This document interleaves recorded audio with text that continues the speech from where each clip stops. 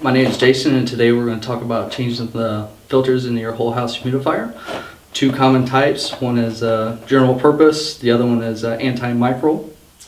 So for changing the filter on the whole house humidifier, you have a damper that you're going to want to put in the winter for your winter time and your summer for summer.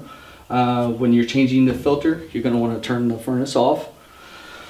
You're going to want to undo one screw, take off the filter cover.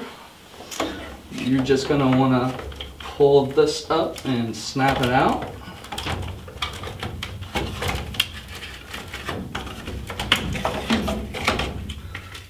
Take off the fill hose, and then you're just going to snap off the ports for the water.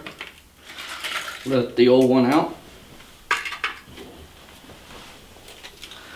Slide in the new one, and your paint spot is always going to be on the top, showing that's the top of the filter.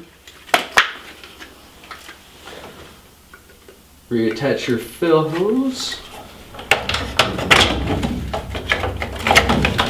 and then just slide it back into place.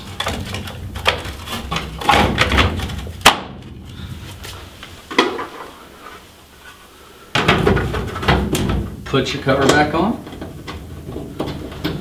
and that's it.